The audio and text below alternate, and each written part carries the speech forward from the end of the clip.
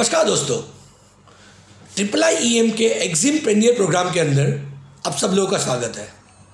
जैसे कि आप सब लोग जानते हो, हम रेगुलर बेसिस पे ऐसे एंटरप्रेन्योर्स कि जिन्होंने फर्स्ट टाइम एक्सपोर्ट किया है या इंपोर्ट किया है, उनको इनवाइट करते हैं। उनकी सक्सेस स्टोरीज, उनकी जर्नी, उनकी स्ट्रगल्स, उन सारी चीज़ों के बारे में हम बात करते हैं। ताकि आप इसके ऊपर एक्टिविटी करके उन्होंने क्या स्ट्रगल किया, उससे कुछ सीख के आप भी एक सक्सेसफुल एग्जिमप्रेन्योर बनो। अगर मैं आज के गेस्ट की बात करूं, इस मिस्टर जेमिस विरारिया करके है, जो हमारे सूरत के पार्टिसिपेंट है। जर्नी बहुत एक्साइटिंग थी। अगर मैं थोड़ी ब्रीफ उनसे ही सुनेंगे हम लोग उन्होंने क्या क्या किया, पर थोड़ा अगर ब्रीफ करना चाहूँगा। उन्हें सोचता, जैसे मैंने बिफोर द प्रोग्राम डिस्कशन किया उनके साथ, 2015 में चालू किया कि एक्सपोर्ट करना है। 2017 में उन्होंने पहला स्टेप लिया। 2018 में उनको पहली बार बायर मिला और 2019 में उन्होंने पहला कंसाइनमेंट किया। सो ऑलमोस्ट अगर बात करूं तो ये 4 साल की जर्नी के बाद ही got the final success on this. So I welcome Jamish भाई right for the program. I will be really happy कि आप अगर आपके बारे में बताएं और आप क्या बैकग्राउंड से बिलोंग्स करते हैं, which is more interesting to know, right. आप थोड़ा ब्रीफ करें, थोड़े डिफरेंट क्वेश्चन पूछते रहेंगे आपको। Basically I am from Kathiawadi background. Okay, so by birth business is in our blood. Okay, so अभी तक का जर्नी में इतना ज़्यादा बिजनेस के लिए जो भी फुलफिल बेसिक रिक्वायरमेंट रहता है कि करे, जो सारी चीज़ें का इतना ज़्यादा इश्यूज नहीं हुआ था। Good. But the thing was that कि जो भी बैकग्राउंड था हमारा, that is was only oriented to one और two business, one diamond and second is textile. Okay. But I want to make something different, and from the very low age I was very curious about the education. So my parents gave me a very good education. By profession I am chemical engineer. Okay, good. So I want to carry that profession to my business point of view as well. Super. So I have started my chemical engineering after pursuing my 12th, and during that education, business was in my mind that I want to go for business. I will no longer go for the job and all that things. I understand. Okay. So ये part रहा था, तो वो एक बहुत अच्छा part था जिसने मेरे नॉलेज को काफ़ी शार्प किया। कि जब भी मैं स्टडी में भी था कि कोई भी चीज़ मैं बिजनेस ओरिएंटेड के हिसाब से ही पकड़ता था। उसके बाद completion of my bachelors, I've decided to go for the color cosmetic manufacturing because it is one of the toughest cosmetic industries. उसके अंदर भी color cosmetic toughest रहता है because there are so many formulations are there. Good. There are so many colors and all these things are there. So वो क्या रहता है, एक एडवांटेज आपको देता है with your competitor कि आपको इतना ज़्यादा इश्यूज नहीं रहता। Okay, good. Once we enter in the market, हमें पता चला कि we have to go for it anyhow R&D stage. We have to go for R&D throughout our career. ठीक है। So I started going for my masters. So I'm as of now pursuing my masters. Oh, good. Yeah, to shape my knowledge, so I can give the better product to my customers. Which is more important, I guess. Yes. Good. So then after we just thought that anyhow we want to go for the export because I'm a first generation manufacturer. What I am manufacturing as of now, my father is from the so even apart from the eximpreneur, first generation manufacturer भी हुआ. Yeah. Okay, great. Yes, and my father is from the diamond polishing background. So okay, that is another thing. He was not having any kind of idea. Yes. Okay. So first generation manufacturer, first generation R&D technicians. Super. Okay, and first generation proudly exporter. Okay. We have done the same. Super. Yeah. So ये मेरी छोटी सी journey थी कि जो चीज़ हमने starting से देखा था कि भाई anyhow we want to go for the export. But how I have done these things, what are the problem that I faced. That is the story. So मैं sorry to interrupt you on this, but मैं जानना चाहूँ क्यों export के बारे में सोचा?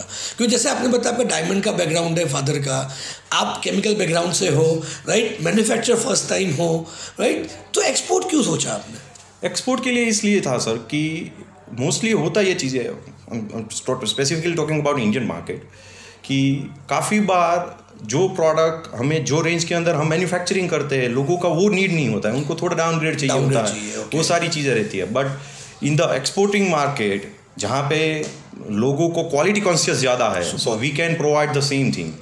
तो उसके लिए हमें इंडिया के अंदर तो क्या रहेगा कि पर्टिकुलर स्टेट से वहाँ तक हम बिजनेस कर पाएंगे. But if we go globally then there are 200+ countries. So हमारे पास 200+ अपॉर्चुनिटीज है to go for the business. That's a wonderful thought you shared.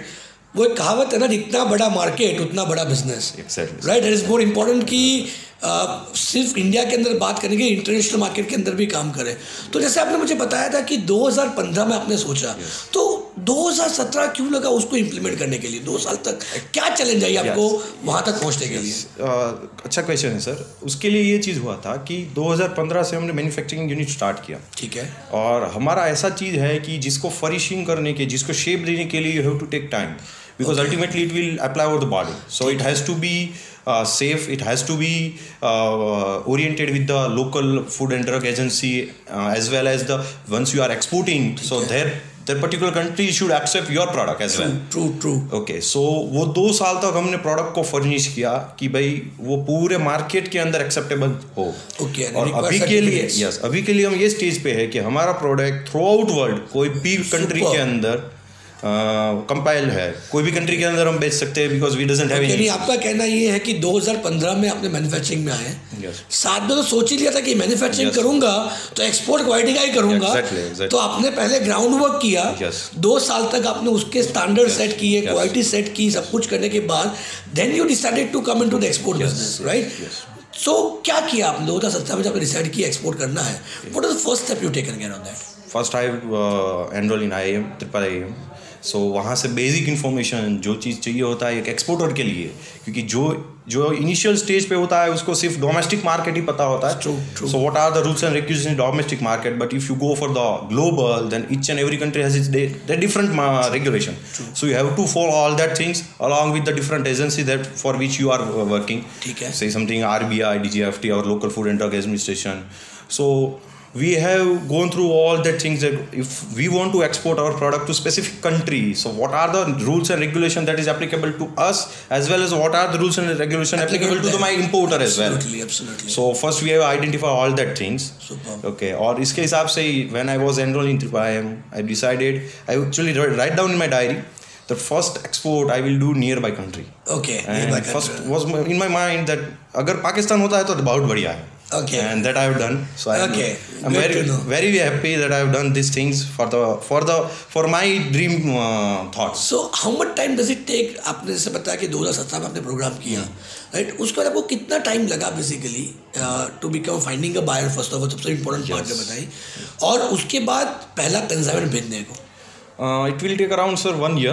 1 year. Yes. तो मैं थोड़ा सा इंटरप्ट करूँगा, ये जानना भी चाहूँगा, एक समय को फ्रस्ट्रेशन तो आया होगा यार, मैं इतना सारा एफर्ट लगा रहा हूँ? क्योंकि बहुत बार मैं बहुत सारे लोगों से मिलता हूँ, उनको ऐसा लगता है कि मैं एफर्ट लगा रहा हूँ, उसका रिजल्ट नहीं मिल रहा है. सो आई एम श्योर आपको भी 1 साल तक सब्र जो करने आपने जो सोचा, तो आपको थोड़ा फ्रस्ट्रेशन आया होगा. कैसे आपने अपने आप को मोटिवेटेड रखा कि नहीं मुझे कुछ करना ही है? नहीं सर, हुआ था वो चीज़, बट जब भी ये चीज़ होता तब मैं ये सोचता कि हो सकता है कि मैंने अपना 100% एफर्ट ना दिया. That could be the possible reason. ऐसा नहीं है कि भाई मैं एफर्ट लगा रहा हूँ तो वो 100% ही है. इट कुड बी पॉसिबल कि वो 99% हो, सिर्फ 1% एफर्ट और लगाने का ज़रूरत है. सो ये चीज़ से हम मोटिवेट होते रहते थे. और एक चीज़ ये भी देखते थे कि जो फॉर्मुलेशन में पर्टिकुलर इंपोर्टर को दे रहा हो, कुड बी पॉसिबल कि उसके अंदर कुछ दोष हो. वो सही नहीं है, उसको हमने फर्निश किया, हमने अपने आप को फर्निश किया कि हमारे पास क्या क्या कैपेबिलिटी है कि जो इंपोर्टर को हम दे सकते हैं. सो ये जर्नी के अंदर काफ़ी सारी चीज़ें हमें पता चली कि हम डॉक्यूमेंटेशन पार्ट के अंदर भी सामने वाले को अच्छे से एनकरेज कर सकते हैं कि आपको ये बेनिफिट्स मिलेंगे a part of my product. So ये सारा क्यूमुलेटिव पार्ट था कि जो हमने अचीव किया. एक बर्डन था, एक स्टॉपेज था, बट वो स्टॉपेज को हमने अपना फ़ायदे के लिए यूज़ किया and we have jump it out. Super. तो how excited it was when you received your first buyer or you received the first order of yours? Actually, I was too excited once I got news that we have intention to meet you. So, so first your buyer contacted you, contacted buyer, he said he want to meet you. Yes. Okay. So good. Immediately we have gone through nearby country. Okay, to meet. So you went there to meet them? Yeah. Okay, which I'll be happy if you can share the name of the country. Yeah, Dubai. Actually, also you went to Dubai? Yeah, there was a beauty expo was there. Beauty expo was there in Dubai. Okay, so you visited the exhibition. Yes, same time visit to my importer as well, who was attending the exhibition as well. Yeah. Okay, good. So at that time, I was just thinking that I have a importer, okay, who want a product. Let's say I can offer whatever the things that I have, whatever the service I can provide to them. Super. At that time, मेरे दिमाग में ये नहीं था कि मैं documentation part में भी उनको कुछ दे सकता, but वो नहीं था. That come later. True. So जब मिले सारी चीज़ें डिस्कस हुई, that I was very excited कि उनको पॉजिटिव वे में ले रहे हैं. They want so many things that I have.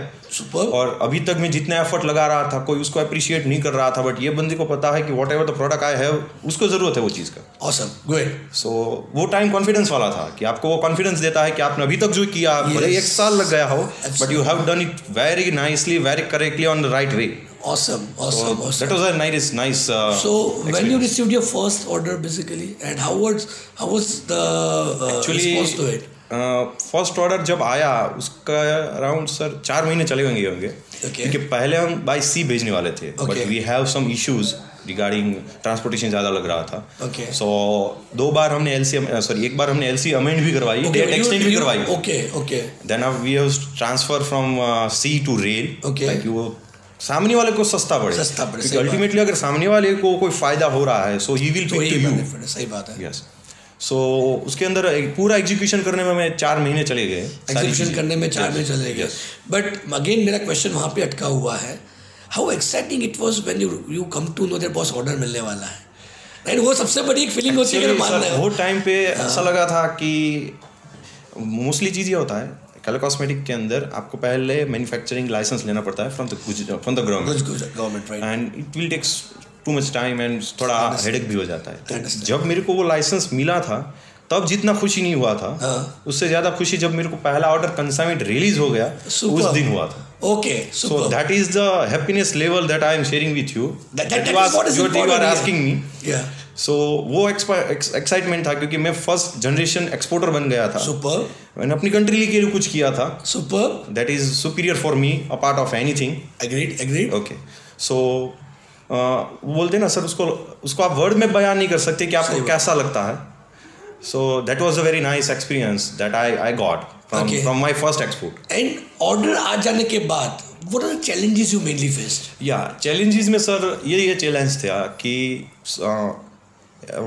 सामने वाले बायर को प्रेफरेंशियल ट्रेड सर्टिफिकेट चाहिए था, बिकॉज उनको ड्यूटी में बेनिफिट रहता है. Yes. Second thing, our product is flammable and hazardous. Okay. Oh, okay. So it has to be properly IAP certificate has to be there. ठीक है. Okay. So ये सारा चीज़ एक्सपोर्ट का ऑर्डर आने के बाद we came to know. Oh, is it okay? Okay. So होता ये था, एक बीच में एक हफ्ता ऐसा था कि हर रोज हमें कुछ नई चीज़ पता चलती थी कि जो हमें चाहिए होगी once we want to go for our export. Exports, okay. So हर चीज़ हमने पहले नॉलेज गैदर किया कि क्या क्या चीज़ चाहिए होगा. वो चीज़ के लिए हमने सूरत IIM से भी कांटेक्ट किया कि सर ये चीज़ है, how you people can help me, because it could be possible that you didn't work with the same industry that I have. Yeah. So I got a very nice response from Surat IIM. So हर एक चीज़ को हमने short out किया, पहले checklist बनाई कि क्या क्या चीज़ हमें चाहिए होगा. वो चीज़ लेने के लिए हमारे पास क्या क्या है और हमारे पास क्या क्या नहीं है. Okay, good. उसके लिए चेकलिस्ट बनाई. उसके बाद जो नहीं था उसको एक्वायर करने में कितना टाइम लगेगा. Okay, great. और वो अगर एक्वायर नहीं हुआ तो अल्टीमेटली एक्सपोर्ट के ऑर्डर के ऊपर क्या रहेगा, because my LC was there and it was upon. It was supposed to be executed. Right. So ये सारा कुछ प्लानिंग और सारा कुछ फेज वर्कआउट करने में ही हमें 1 महीना लग गया. और वो टाइम पे ऐसा पीरियड था कि मेरे घर में ही शादी थी, हर एक चीज़ साथ में थी, बट आई नो कि मेरे को एक्सपोर्ट करना है. At any how I want to do that. That is my deadline. At any how I will make it. Awesome. So challenges काफ़ी थे, but if you go for step by step manner, अगर आप पूरा checklist बनाएंगे, अगर आपको पता होगा कि आपका ये गोल है, you can 100% achieve it. I understand being an engineer become more easy because of course statistics और study करने की बहुत usually आदत होती है being a science student.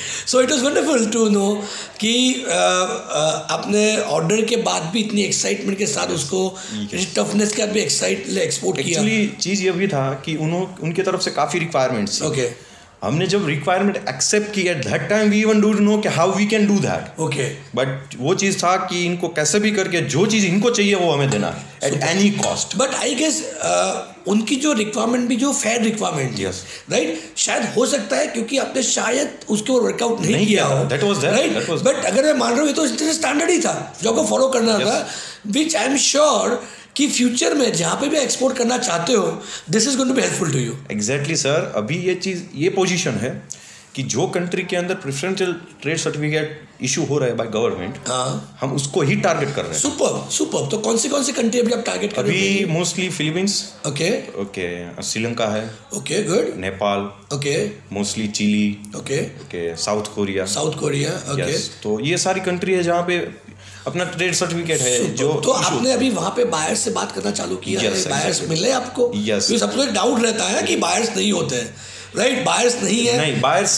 मैं वो चीज़ नहीं मानता कि बायर्स नहीं होते, मोस्टली होता है। स्टूडेंट्स काफ़ी, मैं भी एक टाइम पे स्टूडेंट ही था, लोग बोलते हैं कि वहाँ पे बायर नहीं है, इट्स नॉट लाइक दैट। आपके वहाँ बायर है, यू हैव टू आइडेंटिफाई कि बायर कहाँ पे है, आपको कैसे उनको अप्रोच करना है, आपको कैसे उनको प्रेजेंटेशन करना है, आपको खुद को भी अपना प्रेजेंटेशन करना होता है कि भाई मैं ये चीज़ आपको प्रोवाइड कर सकता हूँ। अगर उनको ही कॉन्फिडेंस नहीं होगा कि ये प्रोवाइड कर सकता है तो वो आपसे बात ही नहीं करेगा। सही सो अभी 2 कंट्री से काम चल रहा है, one is the Chile, second is the Sri Lanka. But Chile में बहुत इनिशियल स्टेज पे है, बट श्रीलंका में ऑलमोस्ट डन है। Okay, super. So how can you see yourself after 3 years or 5 years down the line? क्योंकि आप तो फर्स्ट जनरेशन मैन्युफैक्चरर भी हो, फर्स्ट जनरेशन एग्जिम्पेनियर्स भी हो, so what is your long term vision about 3 or 5 years down the line? Down the line we just look for our position that we want to be number one third party manufacturing for the color cosmetic in India. Color cosmetic in India. Okay, super. Okay. And secondly, we want to cover at least 50 countries within 3 years. 50 countries. 50 countries. Okay, सो आपने target बना लिया कहाँ करना है, क्या करना है? तो आप अगर I be happy to know this but it will helpful to participant as well. कैसे अप्रोच करोगे 50 कंट्री या 3 महीने? यानी अगर बात करते हैं 50 कंट्री, 3 से 36 महीने हुए हमारे पास, 36 महीने में आप बोल रहे हो कि 50 कंट्री कवर करोगे, राइट? सो आपने कुछ प्लान तो बीइंग इंजीनियर अंडरस्टैंड, राइट? क्या कुछ प्लान किया होगा? गुड, वी हैव अप्रोच कि मोस्टली ये रहता है लैटिन अमेरिकन है या फिर अफ्रीकन कंट्रीज है। If you enter in one country, okay, और आप वहाँ पे कोई ऐसा मैन्युफैक्चर को लेते हो कि जिनका 3 या 4 कंट्री के अंदर सेटअप है, super, so you will good. तो आपके पास अगर एक ही बायर है तो 5 कंट्री के अंदर आप जा सकते हो। Super. So at that way अगर मैं सिर्फ 5 या 6 बायर को लेता हूँ कि जिनका प्रेजेंस 3 या 4 कंट्री के अंदर है, तब भी मेरा नंबर बहुत आगे चला जाएगा। सुपर। यानी आपका कहना ऐसा है कि सिर्फ बायर ढूंढना नहीं, उसको प्रॉपरली आइडेंटिफाई करना कि भाई ये मुझे कहाँ पे काम कर सकता है, विच इज़ मोर इम्पॉर्टेंट। मैं 50 कंट्री में 50 बायर ढूंढने की बजाय ऐसा 10 अच्छे बायर ढूंढूं जिसके 5-10 कंट्री में प्रेजेंस हो, एंड दैट विल स्टार्ट। तो आपको लग रहा है बायर ढूंढना ईजी है सर, बायर ढूंढना बहुत ईजी है, बट आपको बस अपना प्रेजेंटेशन आना चाहिए कि आप कैसे प्रेजेंट करते हैं उसको। अदरवाइज कन्वर्जेशन रेशियो होता है, मेरे को स्टार्टिंग में बहुत कम मिला, अभी भी हो रहा है, और उसमें मेरे को लगता है कि मैं कुछ कमी डाल रहा हूँ जिसकी वजह से कन्वर्जेशन रेशियो ज़्यादा नहीं है, बट उसके अंदर मेरा एफर्ट नहीं है, that's why it's not there. ऐसा तो है नहीं कि वहाँ पे बायर नहीं है, वहाँ पे है ही। तो आपने कितने लोगों को कॉल कर रहे होंगे, कितने लोगों को मेल की होंगी, जिसके वजह से शायद एक बायर ने आपको पॉजिटिव रिस्पॉन्स दिया होगा? अराउंड अभी मेरा बात चल रहा था सर से, पिछले 3 महीने के अंदर कम से कम सर मैंने 200 मेल किए, 200 ईमेल्स किए, 200 मेल्स किए। और कितने लोगों ने रिस्पॉन्ड किया आपको? रिस्पॉन्स सिर्फ 10 लोगों का है। 10 लोगों का? नहीं, मेल करके बैठे रहे आप या रिमाइंडर मेल करते? नहीं, रिमाइंडर, यस, रिमाइंडर मेल रहता है। Mostly I didn't prefer call because ये चीज़ रहता है कि अगर कॉल उनको ज़्यादा करते हैं so they get irritated. Introductory call किया, इंट्रोडक्टरी कॉल रहता है, but if they want to have the interest in my product then definitely they will go, because ये चीज़ है सर कि इंडस्ट्रियल लेवल के अंदर का चीज़ है जो मैं सप्लाई करता हूँ। Okay, so they all are professionals. True. यानी आपका कहना है कि 200 लोगों को आपने मेल किए, कॉल किए, पहले इंट्रोडक्टरी कॉल किए, उसमें से 10 लोगों ने ही आपको प्रेफरेंस दिया है। तो आपको कभी ऐसा फील नहीं यार कितने सारे कॉल कर रहा हूँ मैं, यार रिजल्ट तो कुछ नहीं आ रहा है। यस है सर, बट मैं वो टाइम पे यही पकड़ लेता हूँ कि मैं कुछ नहीं गलत कर रहा हूँ, अदरवाइज मैं अपना एफर्ट ज़्यादा नहीं दे रहा हूँ। सो अगली बार ये ट्राई करता हूँ कि कुछ इसके अंदर नया डालूँ, या फिर जो भी प्रेजेंटेट करता हूँ मैं, जो मेल के थ्रू भी प्रेजेंट करता हूँ, उसके अंदर भी कुछ ऐसा एलिमेंट होना चाहिए कि भाई उनको अट्रैक्टिव लगे कि भाई ओके ये this is the genuine buyer. But अगर मैं बात करूँ, आपने 200 भी आइडेंटिफाई किए हुए बायर्स हैं, शायद आज वो नहीं ले रहे हैं, पर अगले 3 साल के बाद right definitely they are going to buy it from you, जब आपका बिजनेस एक मार्केट बन जाएगा। Exactly right. और ये भी चीज़ मैं काफ़ी बार देखता हूँ कि अगर वहाँ पे वो बायर है तो जब भी मैं वो कंट्री के अंदर जाऊँगा, अदरवाइज वो कंट्री के अंदर अप्रोच भी करूँगा, आई केम टू नो कि भाई ये बायर यहाँ पे है, I can definitely approach them. और एल्स अगर मैं कोई एग्जीबिशन के अंदर भी जाता हूँ तो आई हैव द पोर्टफोलियो कि भाई ये कंट्री के अंदर इतने बायर है, I have to direct to approach. हाँ, ओके। तो वो पूरा एक डेटाबेस भी बन जाता है अगर आपके पास। ऐसा नहीं है कि आपका वेस्ट जा रहा है वो आप अपने नॉलेज बैंक के अंदर डाल रहे हो, that is your investment you are doing, once it will fulfil वो आपको रिपेयर करेगा। शायद हो सकता है कि आज उसने आपको पॉजिटिव रिस्पॉन्स नहीं दिया है, राइट, बट इन फ्यूचर जरूरी नहीं कि वो आपको ऑर्डर नहीं दे।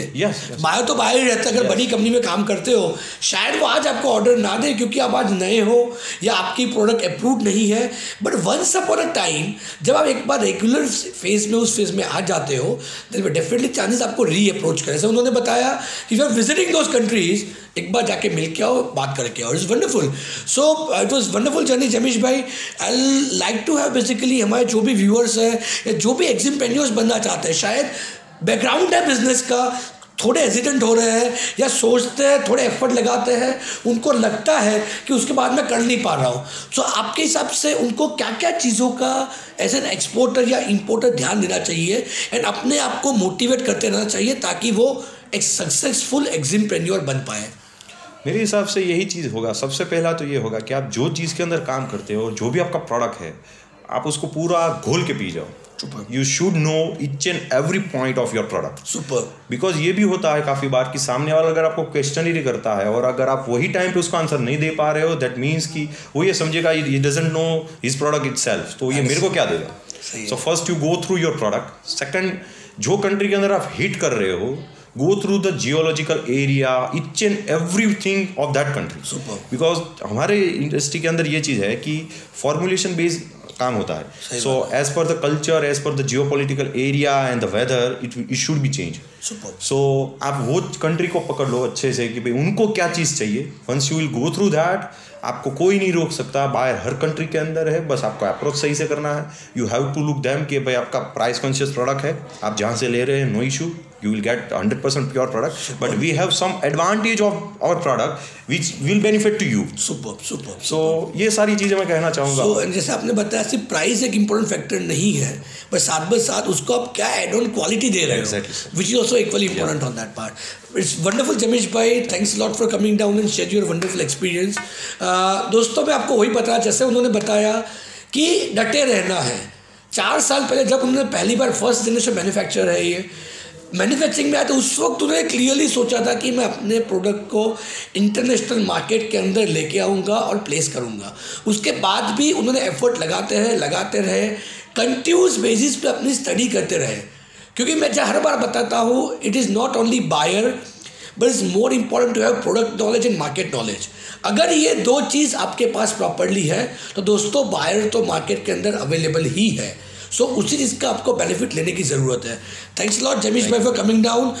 व्यूअर्स, आपको अगर ये प्रोग्राम अच्छा लगता है तो प्लीज़ शेयर कीजिए, सब्सक्राइब कीजिए, ज़्यादा से ज़्यादा लोगों तक इस चीज़ को पहुंचाइए ताकि हम लोग नए एग्जिमपेनियर्स जो इंडिया की आज की यंग इंडिया की आज की सबसे बड़ी रिक्वायरमेंट है उसको हम लोग फुलफिल कर पाए, तभी जाके ये सुनहरे दिन इंडिया के अंदर वापस आ सकते हैं। तो thanks lot for watching this.